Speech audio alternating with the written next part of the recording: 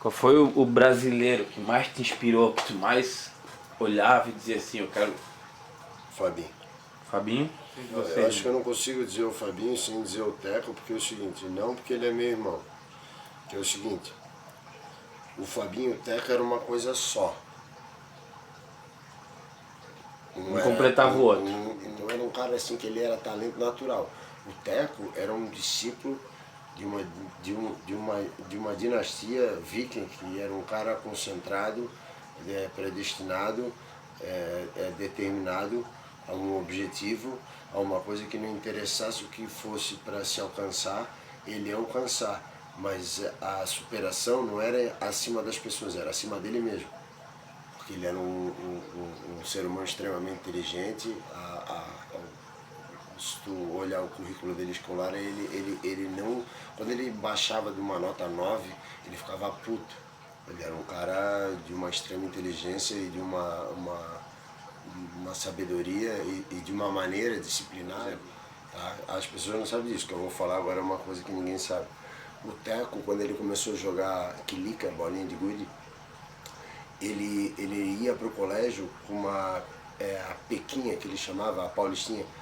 Ela era uma bolinha de gude bem menor do que a maioria, e ela era meio manchada, avermelhada, branca, com marrom. E naquela época não tinha bolinha de gude que não fosse clear, que não fosse tipo assim transparente. E aquela bolinha era uma bolinha diferente. Então ele ia para o colégio e voltava com mais ou menos 20, 25 bolinhas, até que ele chegou no número 1000. Ninguém conseguia jogar com ele. Ele ia para os outros colégios às vezes jogar, porque ele atropelava. Ele voltava para casa e falava, cara, olha essas bolinhas diferentes que eu não tenho. Porque a gente não tinha condições de comprar, mas ele ganhava tudo. Quando ele saiu daquilo ali, ele começou a jogar o ping-pong. O ping-pong, ele quebrava todo mundo, porque ele tinha uma canhota, uma parada diferente, uma angulação, uma curva. Quando ele jogou handball no colégio, ele tinha uma patada e um ângulo e uma corrida diferente de todo mundo. Quando ele resolveu ir para o futebol, que já era uma época que meus pais não eram divorciados ainda, ele ia para o Itamirim, que é um clube lá de Itajaí, que deu muitos talentos na época, e ele não tinha, não dava, não tinha como comparar.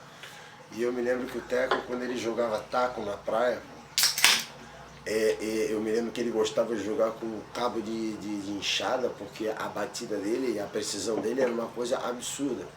Quando ele ia fazer uma disputa de corrida contigo no colégio, ele ganhava, na época, que era um cara, né, porra, o bicho era um mulato daquele, né, o famoso negão azul, daquele que não cansava e que ele era muscularmente assim, já totalmente desenvolvido. E o Teco ganhava do cara. O basquete, o Teco, botou Itajaí a primeira vez na história, o São José, como terceiro lugar, durante, sei lá, 10 anos, 15 anos, sei lá quanto tempo. E ele era o cestinha do time, só que ele tinha só 1,60 m. O Teco, ele ficava o dia inteiro correndo para bater na altura da porta de casa, porque a altura da porta de casa tinha uma certa altura que ele falava, pô, daí ele botava, em vez de botar na altura da pessoa que se mede do lado da viga da porta e bota lá a sua medida a cada ano que passa, ele botava a medida de quanto tempo ele podia alcançar no pulo dele. Só que o pulo dele, por ser um cara de 1,60 m e ele tinha trauma de não passar de 1,60 m, ele achava que se ele ficasse jogar basquete e fosse pular, ele ia conseguir crescer.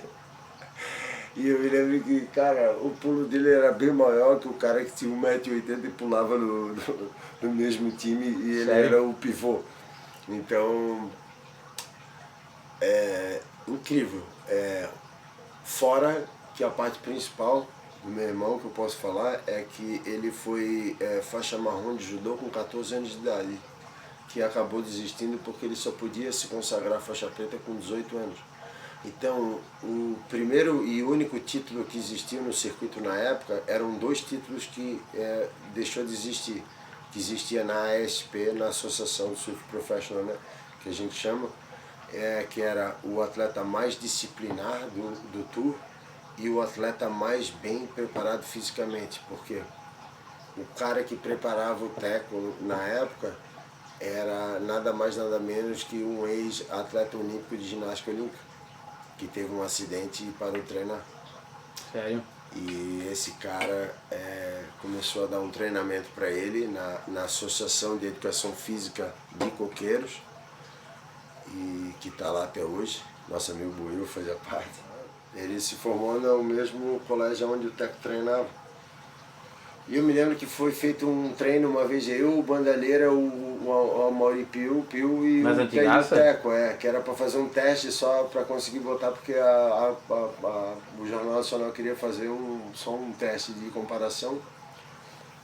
E eu me lembro que o Teco chegava em casa chorando direto, cara. Quase tipo 3, 4 vezes na semana ele chegava chorando e falava, pô, mãe, eu não aguento mais. E a minha mãe, me lembro que ela falava, meu filho, isso aí tem algum resultado que tu vai ter por essa tua dedicação. E ele acreditava nisso, mas na verdade ele tinha uma dedicação a respeito de um cara que era atleta olímpico, da ginástica olímpica, que não tinha absolutamente nada a ver com surf, porque naquela época, quando o pessoal fala do Brazilian Storm, o Mick Fanning veio treinar, eu tinha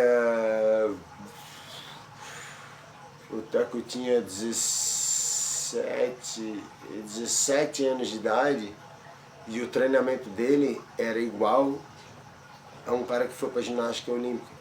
Ele parava numa barra de ferro, onde tu faz barra, em qualquer barra que se vê, da espessura que tem do cano, e ele ficava em pé durante 1 minuto e meio de olho fechado. Esse era a concentração, a disciplina e equilíbrio que ele tinha na mente dele. E ninguém sabia disso. Não existiu nunca um título do cara mais disciplinado, mais bem preparado, e o Teco tem isso até hoje. Era uma coisa incrível, porque